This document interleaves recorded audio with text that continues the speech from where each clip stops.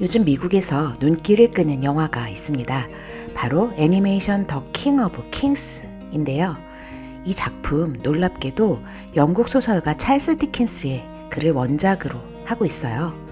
크리스마스 캐럴의 그 디킨스요. 스크루지 다 아시죠? 그가 남긴 우리 주님의 생애. 그 글을 바탕으로 한국의 모팩 스튜디오가 이 애니메이션을 제작했습니다.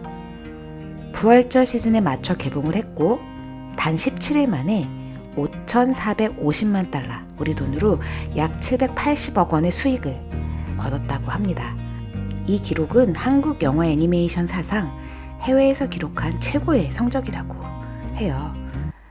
사실 저는 이 영화 오래전부터 기다려왔거든요.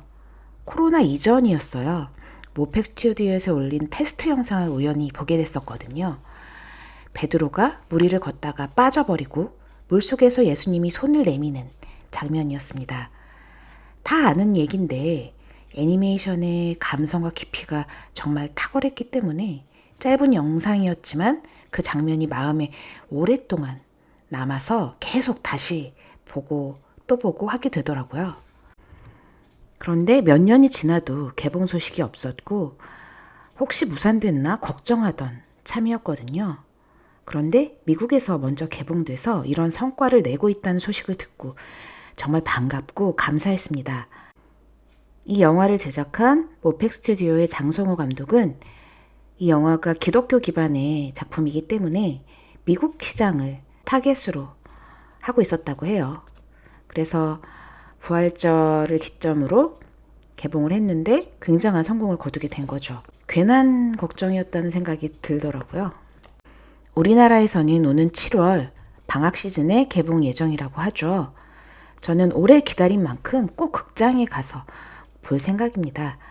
단지 애니메이션이 좋아서만은 아니라 이 이야기에 담긴 찰스 디킨스의 예수님의 이야기가 영상으로 어떻게 표현됐는지 직접 보고 싶어서입니다.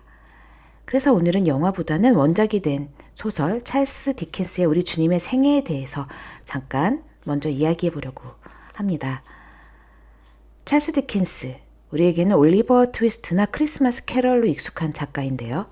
하지만 그는 단지 사회를 풍자한 작가가 아니라 깊은 기독교 신앙을 지닌 사람이었습니다. 우리 주님의 생애는 그가 자신의 자녀를 위해 쓴 책인데요. 그는 이 글을 절대 출간하지 않겠다고 다짐했었고 실제로 살아생전에 세상에 공개하지 않았습니다. 왜냐고요? 신앙은 말로 가르치는 게 아니라 삶으로 살아내야 한다고 믿었기 때문입니다.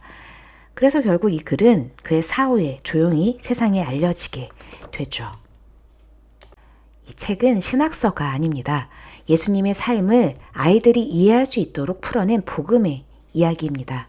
디킨스는 반복해서 이렇게 말해요. 예수님은 가난하고 약한 자들을 사랑하셨다. 너도 그렇게 살아야 한다. 그리고 다음과 같이 말하죠. 거짓보다는 정직해야 하고 미움보다는 용서를 해야 되고 교만보다는 겸손을, 무엇보다 기도하며 살아야 한다고 그렇게 아이들에게 전하고 있습니다. 믿음은 말이 아니라 실천이라는 겁니다. 당시 디킨스가 살던 시대는 교리 중심의 신앙이 지배하던 시대였습니다. 그런 시대에 그는 삶 중심의 복음을 강조했던 거예요. 그래서 이 글이 지금까지도 묵직한 울림을 줄 수 있는 것입니다. 150년 후 한국의 애니메이터 장성호 감독은 이 글을 영상으로 해석합니다.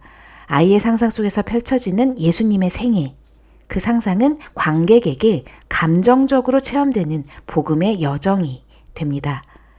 디킨스가 말한 하나님은 사랑이며 그 사랑을 실천하라는 메시지가 이제는 영상 언어로 다시 전해지고 있는 거죠. 이 책을 읽으시면서 여러분의 아이들에게 예수님을 전한다면 어떻게 이야기하실지 한번 생각해 보시는 것도 좋을 것 같아요. 찰스 디킨스의 책 우리 주님의 생애는 이렇게 마무리됩니다. 예수님은 우리를 위해 죽으셨고 우리 또한 그분을 위해 살아가야 합니다. 착하게, 용서하며, 정직하게, 그리고 겸손하게. 이 말이 지금 우리에게 더 필요한 말이 아닐까요?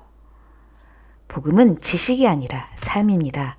예수님의 생애를 머리로 아는 것이 아니라 우리 삶으로 따라가는 것이 참된 신앙이 아닌가 다시 한번 생각해 봅니다. 오늘 이 이야기를 통해 예수님을 어떻게 살아낼지 한 번쯤 생각해 보는 시간이 되시길 바라면서 마지막으로 찰스 디킨스가 책 마지막에 남긴 아이들을 위한 기도문으로 인사드리겠습니다. 하나님, 우리를 선하게 하시고 우리의 죄를 용서하시며 남을 사랑하고 진실하게 살 수 있는 마음을 주소서.